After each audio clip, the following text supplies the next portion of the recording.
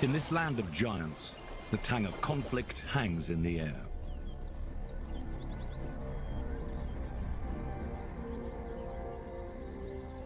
Graceful weapons, unlike anything else on Earth, have reached their full majesty.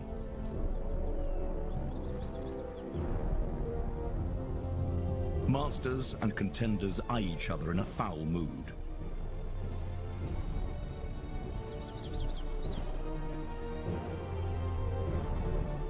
When tempers flare, the largest antlers on Earth, sometimes as wide as a man is tall, spearhead the dangerous dance.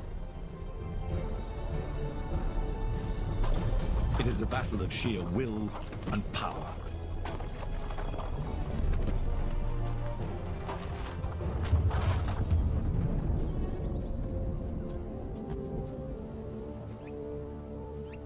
Bloodied but unbowed, a master retains his crown and the chance to leave a legacy.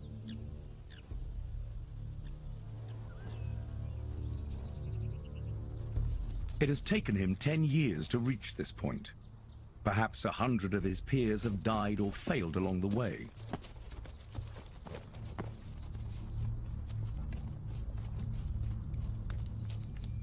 By the end of October, it's all over, and the valley falls silent again.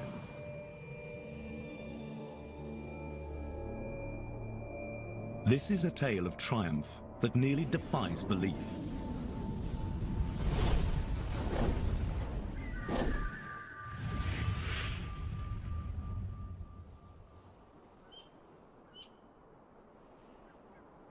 For all of its imposing bulk and power, the moose is somewhat strange in the details. Its legs seem far too spindly to hold up its massive body. The creature has a muscular hump to support its amazing headgear, antlers that can weigh up to 32 kilos.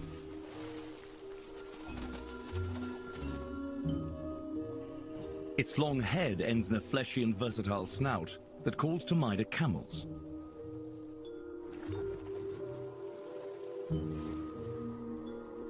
And then there's the pendulous sac that hangs from the neck, known as a bell. Whether it's there to impress the females or intimidate other males, no one knows for sure.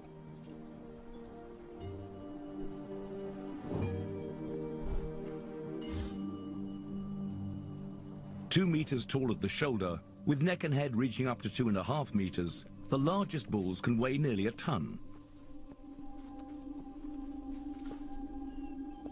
But size alone is not enough to survive amongst their deadly neighbors. When predators give chase, the moose's long legs can propel them at speeds of up to 56 kilometers an hour.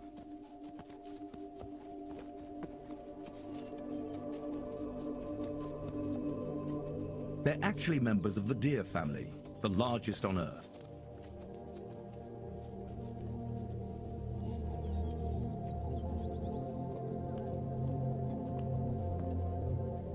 Once the mating season is over, other troubles loom. This is the time to prepare. There is a long and lean winter on the horizon.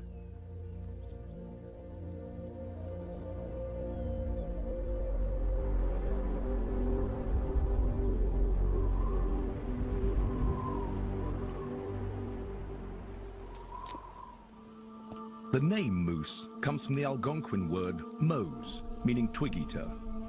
Young leaves and twigs of willow and birch are their favorite foods. But with the onset of heavy snow and ice, they will have to subsist largely on tree bark and needles. Soon the bulls will drop their antlers. Next year, they will have to grow them all over again. An enormous biological investment that will determine their reproductive fates.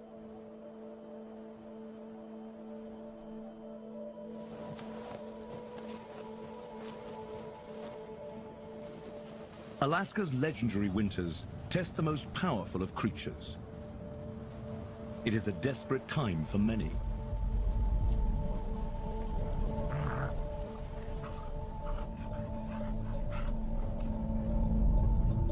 The moose's long, rangy legs become a vital asset.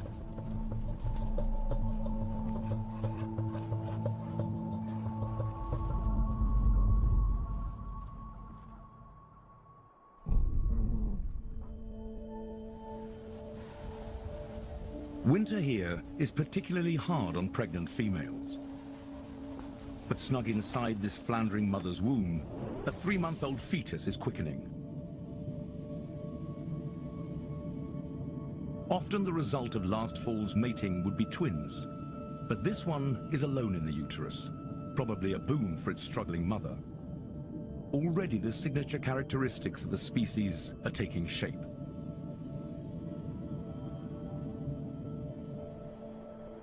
The season takes its toll.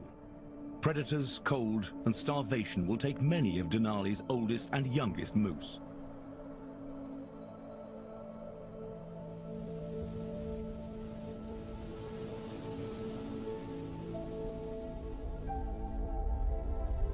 But even in Alaska, winter finally comes to an end.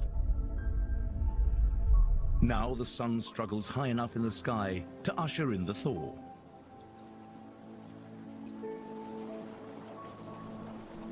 Melting snow transforms the landscape in spectacular ways.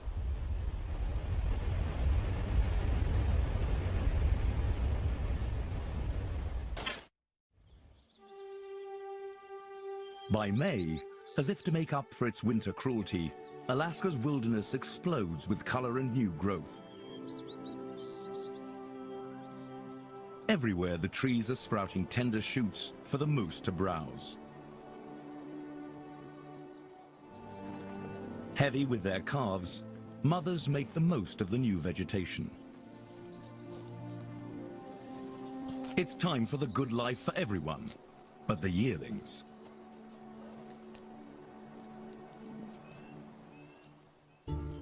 For nearly a year, his mother has been his constant companion and guardian. But now, she has a new calf on the way.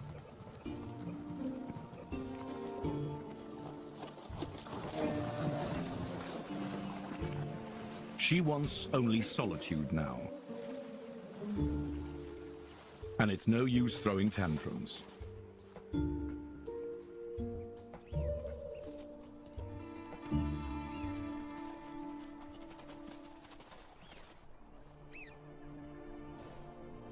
The mother's time has come.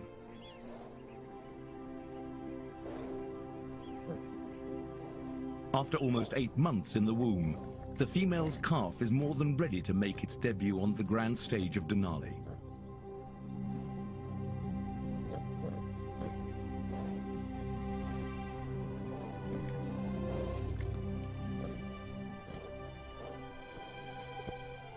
A slippery newborn makes a shaky entrance into the light of day.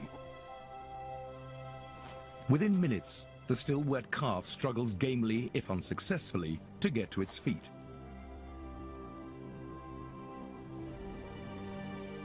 Mother offers encouraging licks, bonding fiercely to her youngster. This little one faces an uphill battle in these wilds. With bears, wolves, and the harshness of this place, almost half of newborns won't even survive their first few weeks.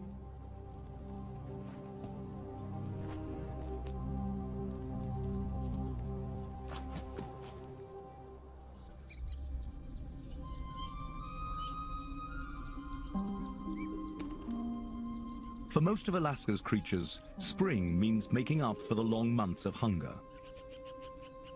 The Denali Range is home to hundreds of different species of animals. And whether hooved, feathered, or clawed, it's time to bring young into the world.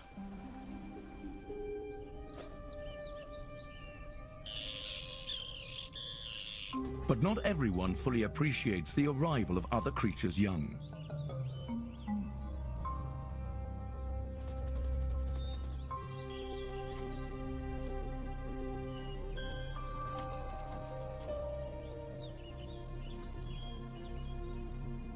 Mother has instinctively chosen this isolated spot for her birth site, and she and her newborn are quiet among the leaf litter. With predators about, caution is everything.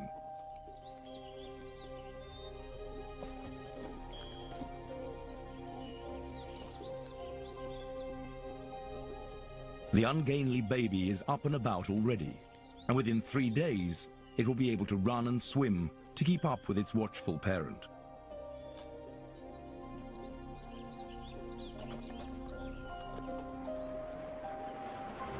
One of the hallmarks of the moose is its amazing adaptability. Even when man stakes his claim in this wilderness, the moose senses opportunity.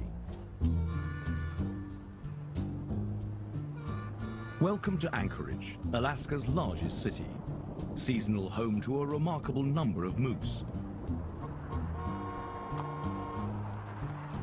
Ribbons of green along the city's roads create highways for wildlife into the suburbs. Moose sometimes seem as common as speed bumps.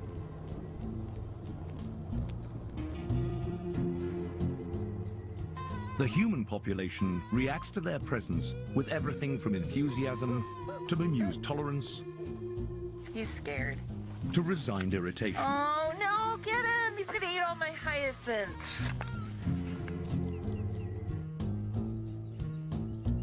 In this snug backyard, a suburban mother moose has just given birth to twins.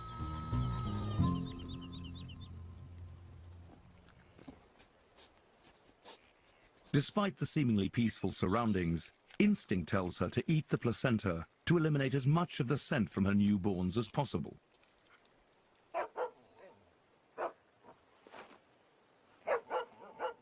But the wolf-like creatures in the neighborhood don't seem quite as dangerous as their wild brethren.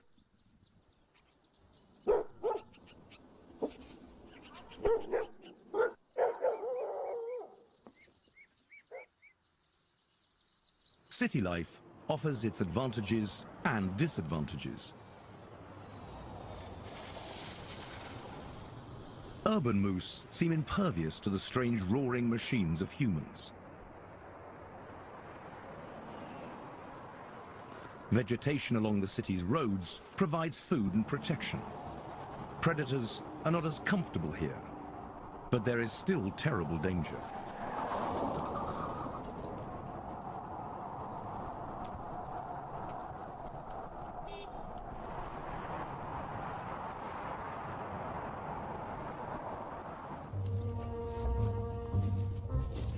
The life of the urban moose can be a bit of a puzzle.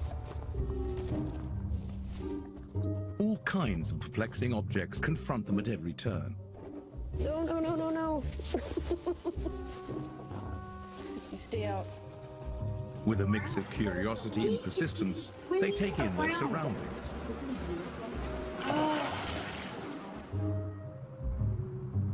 Despite some humorous scenarios, looks are deceiving.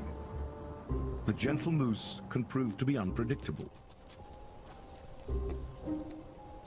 When startled or teased, moose have trampled people, even killed them.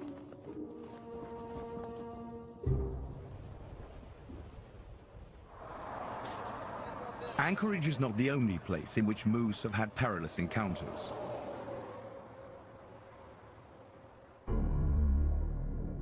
Moose exists solely on the planet's Northern Hemisphere, a testament to its resourcefulness and adaptability. They inhabit great swathes of Asia, the Americas, and Europe.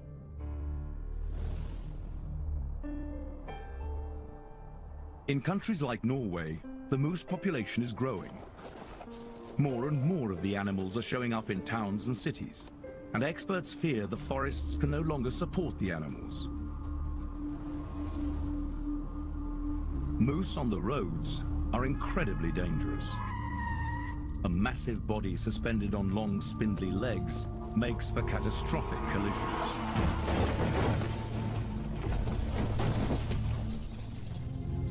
Crashes often fatal for both the moose and passengers.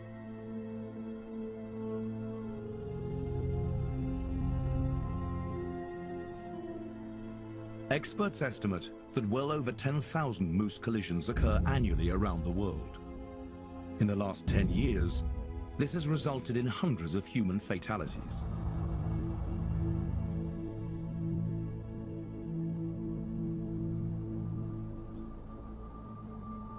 But often, it is neither the steel nor furred giants that kill the titanic moose. It is the smallest and cruelest of things.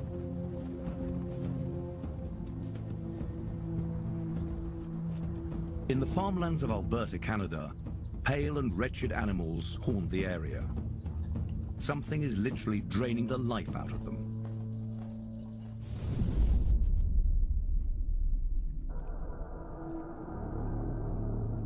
It is the winter tick, as full and bloated as its host is starving.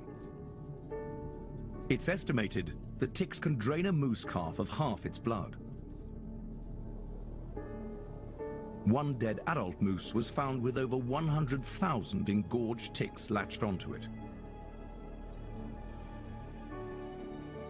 The trouble begins in late summer, when ticks, the size of grains of sand, congregate by the thousands at the optimal height to encounter a moose.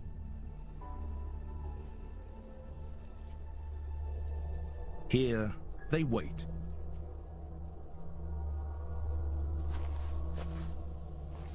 When a moose forages, the carbon dioxide in its breath makes the ticks appear to bloom as they reach and grasp.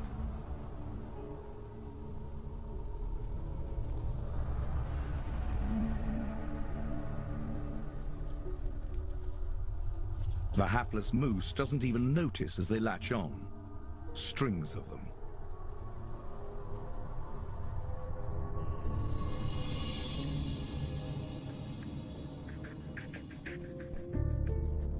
The now grape-sized ticks are taking a last blood meal. Afterwards, the swollen females will drop off to lay their eggs, and the deadly cycle begins again.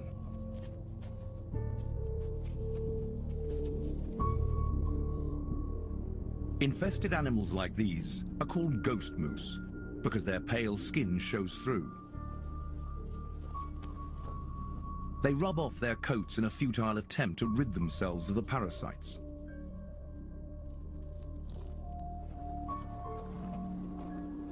In search of food and shelter, the ghost moose can become a threat to humans.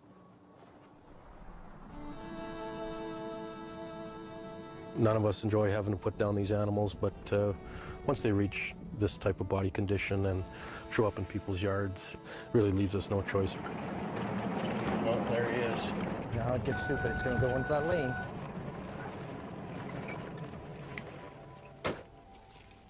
Robert Lamont and Lyle Fullerton of the Alberta Fish and Game Service have responded to more moose calls in the past decade than ever before. I think we moved it. I'm going to come through this bush here towards you. Oh, never mind. I see him moving now. At first, they will try to drive the animal back into the wilderness. Yeah, it's walking towards you. Go moose! Go moose! But even shooting blanks can't send the weak animal packing. The moose simply slips into some brush. I'm not so sure it's alive.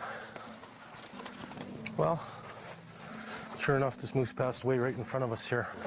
I think I saw some nails. Oh, look at this. Just crawling. Ticks.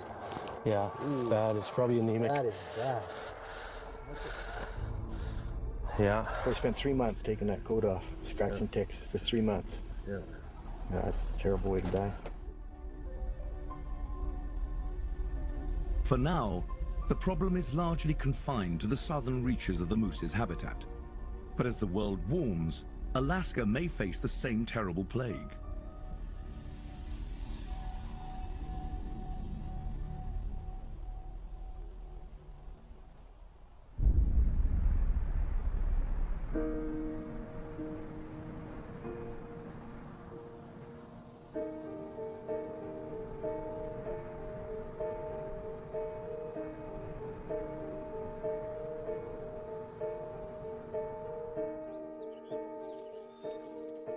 Back in Denali, a mother moose greedily eats for herself and her nursing calf.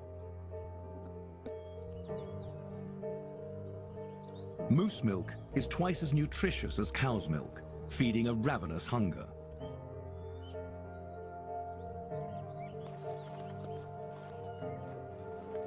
Babies will have to pack on nearly 90 kilos before fall.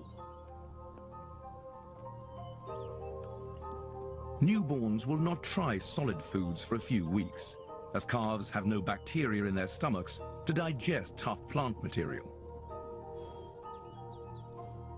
They get the bacteria they need now from their mother's saliva and constant licking and nuzzling.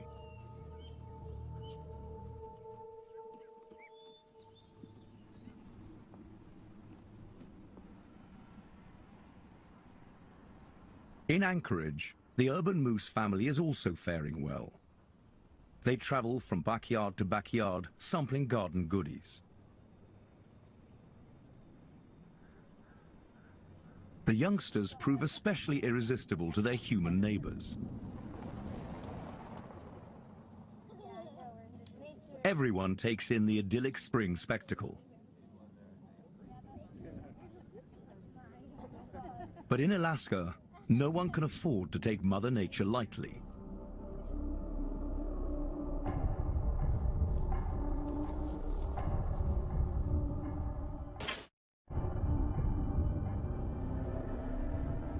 Bears, too, will follow Anchorage's greenways into town when hungry enough.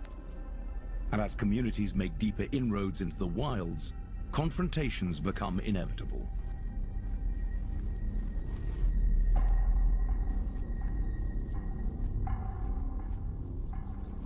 The grizzly bear, seemingly bewildered by all the noise, has nonetheless caught the scent of calves. The mother and twins, now thoroughly at home in their adopted neighborhood, have not caught wind of trouble.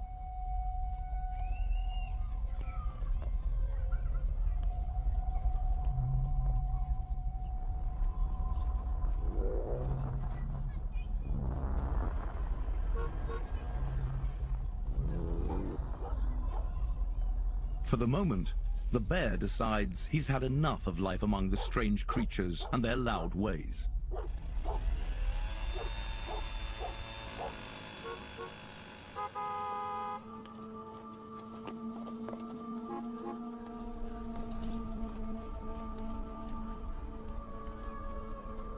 The moose family heads for its favorite backyard to bed down for the evening.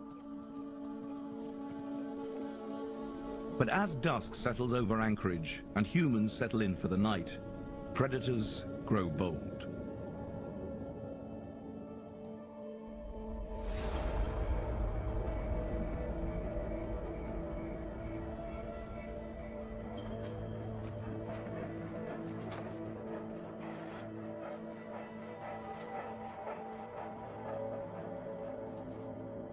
The mother seems to sense something is wrong. The calves, picking up on her unease, grow restless, a mistake when predators are near.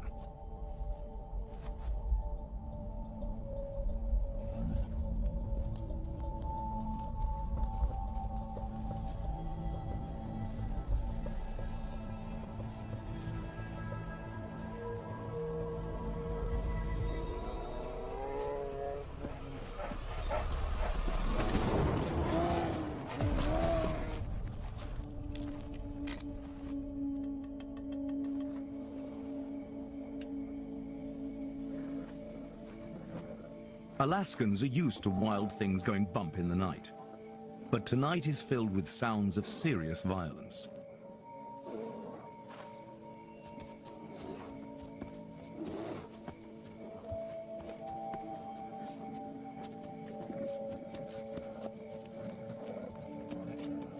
Although the bear saunters away with its kill, it's best to leave such things alone until the light of day.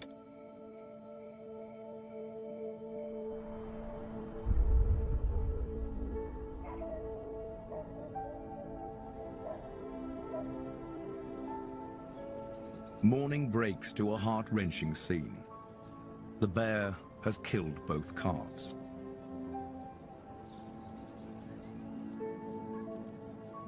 Wandering from yard to yard, the bereft mother can't seem to help looking for her little ones.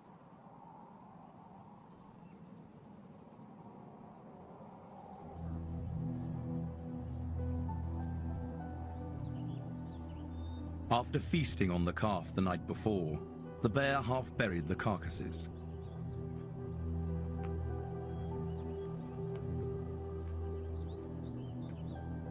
Now, he returns to finish his meal.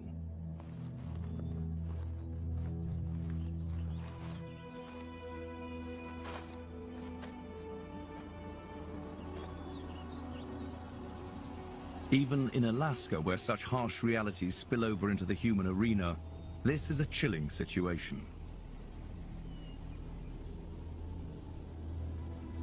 There is little in nature more dangerous than a grizzly bear on its kill.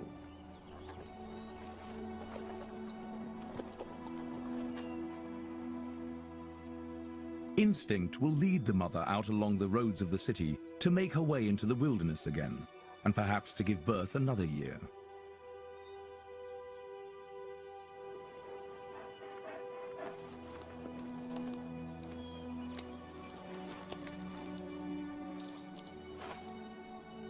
The bear may have had his fill and seems well pleased with himself, but he will not be allowed to live. Once such a dangerous animal has come to associate human backyards with food, the menace to people is too great.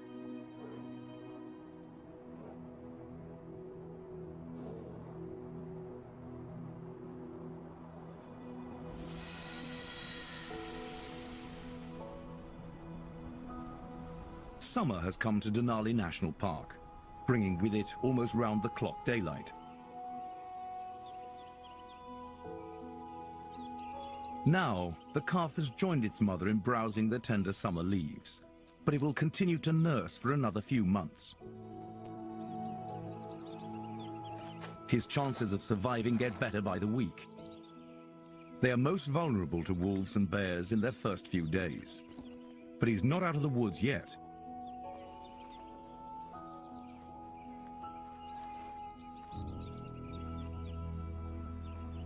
Another 50% of calves may fall victim to predation before the year is out. With such keen predators about, the moose has remarkably heightened senses compared to our own.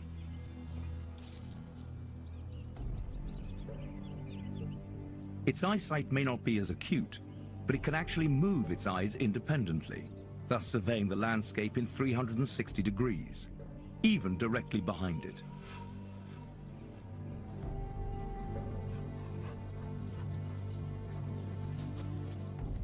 The moose has a keen sense of smell.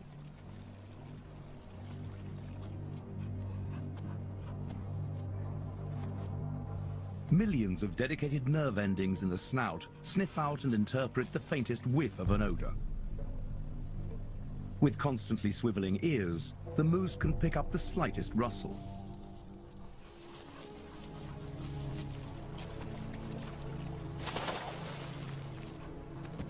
Without the element of surprise, even the wolf has a hard time taking on mother moose.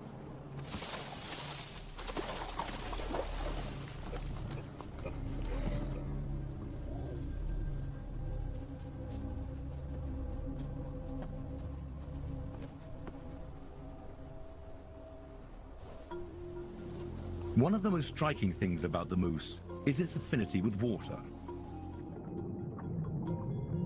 It's so at home here, the animal is a veritable marine mammal.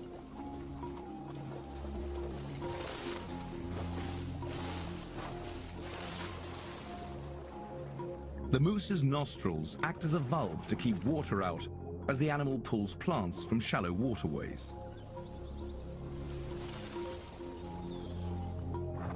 It's been recorded that moose can hold their breath while browsing underwater for up to a minute, and they can uproot plants in 5 meters of water.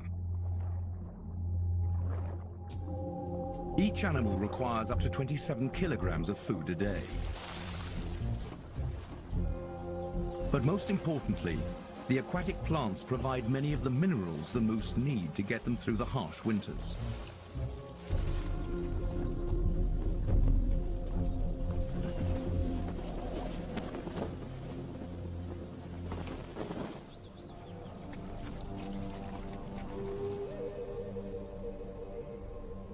Through the spring and summer, one of the most remarkable transformations in the natural world has been taking place. The males have sprouted the first tiny buds of antlers with astonishing speed. The antlers can grow over 3 inches a week, some of the fastest growing mammalian tissue on Earth.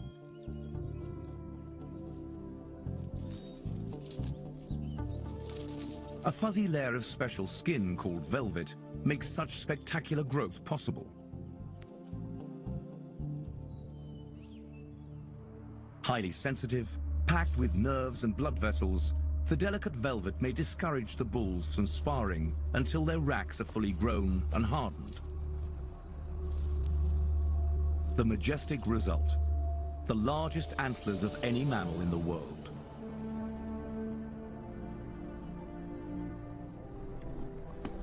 After it has served its purpose, the velvet needs to come off with a vengeance. Obsessively, the bulls rub their racks against trees, rocks, and logs, shedding their velvet into a bloody mess. The sharp points of the antlers emerge first, a glimpse of things to come. As the mating season approaches, rubbing becomes a full-time job. Hormones inside the bull's body start to boil. Soon, things will get very serious indeed.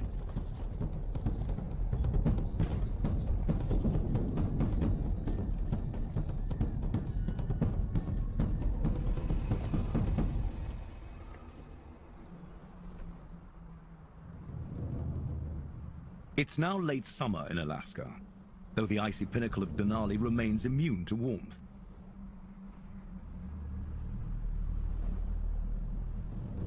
The brief season of sunshine and abundance begins to drift away on the wind.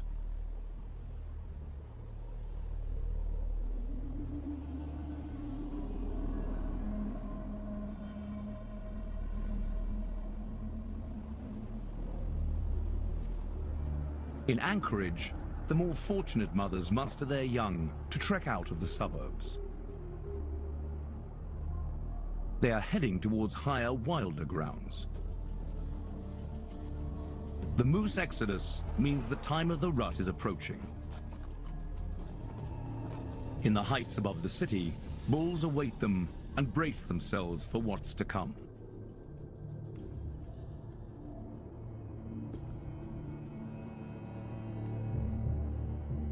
"320 kilometers to the north, chilly, misty mornings herald the approach of autumn. A moose bull in his prime shows off his splendid antlers.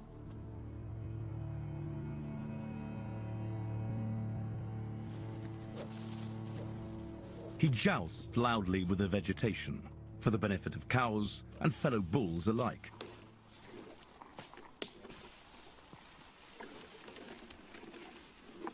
The largest antlers make a different sound to the smaller ones, announcing size and status to anyone who might be listening.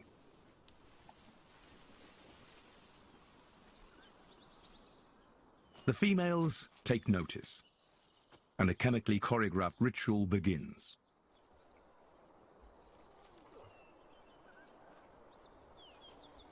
The bull digs shallow pits in the ground, then urinates into them extravagantly. These rut pits give off the scent of sexual readiness and dominant status.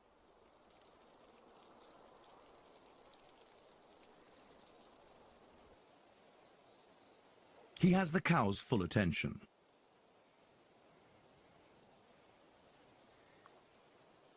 Females from all around begin to gather, intrigued.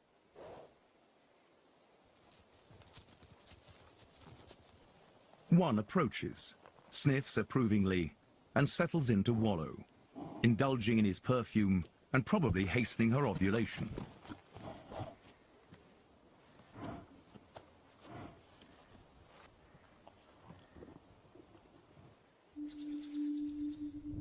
Other females wander into the arena to bask in his urine-drenched pits.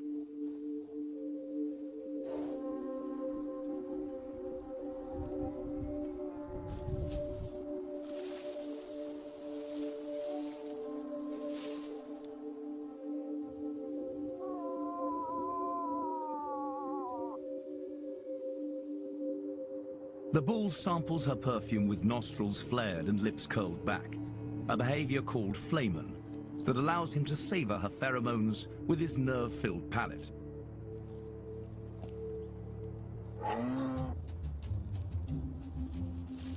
A particularly sexy beast can be quite a draw, sparking a competition among the females for the right to roll in his heady brew.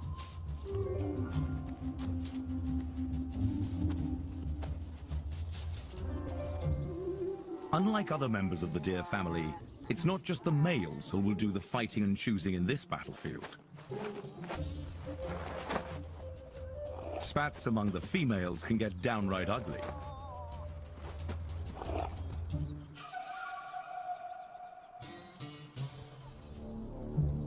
This male, having proved his irresistibility to so many females, becomes choosy.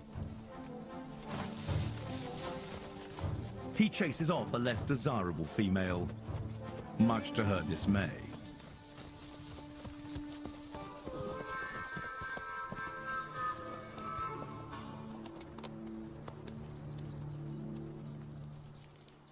Now the bull must keep a careful eye on his choice harem until they're fully receptive, while maintaining ceaseless vigilance against any covetous contenders.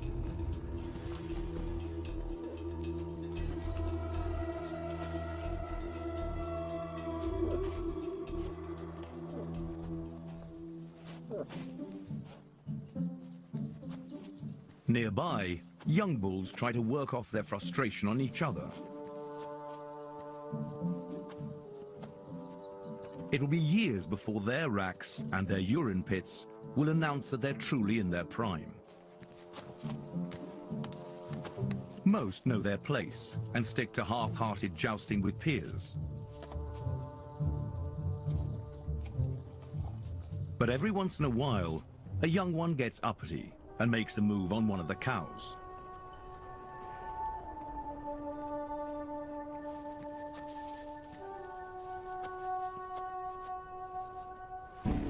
If he's lucky, he'll be able to run away unharmed.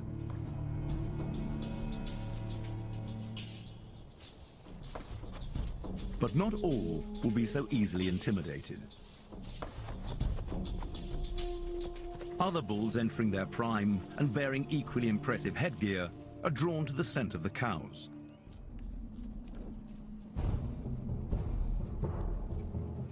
Here in Denali, the stage is awash in testosterone, and trouble can't be far behind. The bulls are ready to rumble.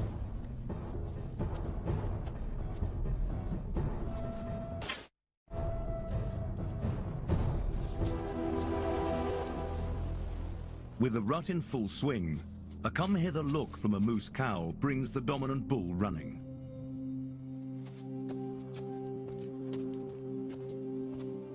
The females are getting more and more receptive, showing their approval of the big bull's status by contributing their pheromone-laden urine to his rut pits.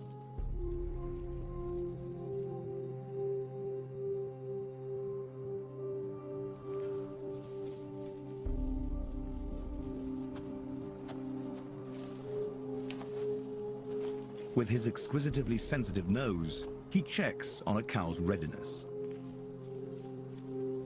He seems pleased with the results.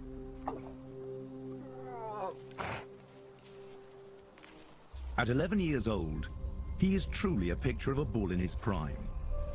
680 kilograms, 2 meters high at the shoulder, with a 2-meter rack. It's no wonder the cows find him attractive.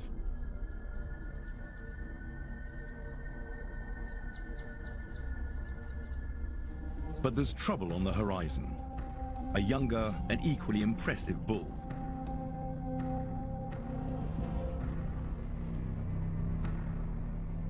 The challenger approaches, waving his great antlers from side to side.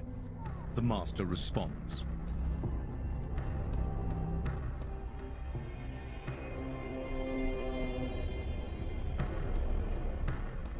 These rituals of intimidation are usually enough to determine who will dominate, thus avoiding the risk of injury in a fight.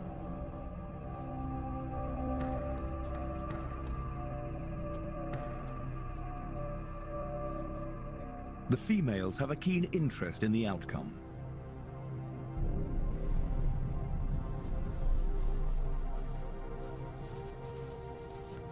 Like prize fighters, they stare each other down, circle, and wait for an opening.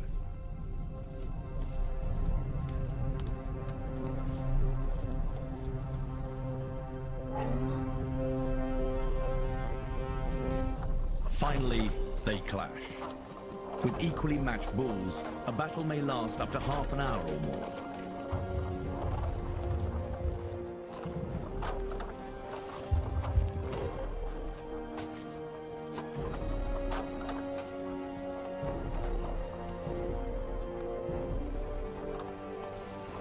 But the older bull soon gains the upper hand. He batters the challenger unmercifully.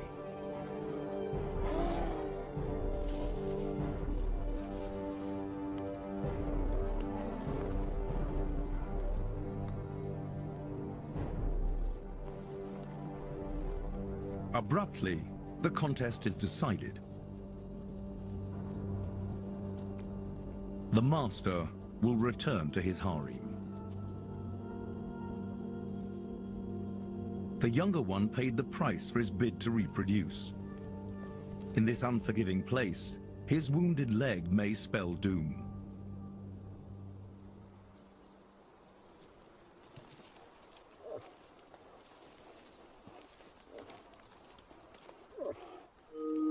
The victor has urgent business to tend to. In this ever-shifting landscape of conflict, dominance may only last a few days, or even just a few hours.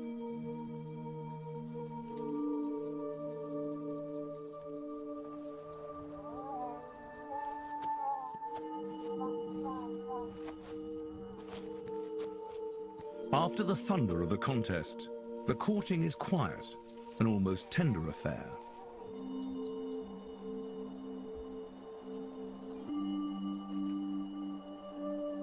The actual act, rarely witnessed, lasts no more than a few seconds. But the vital purpose of the complex rituals of the moose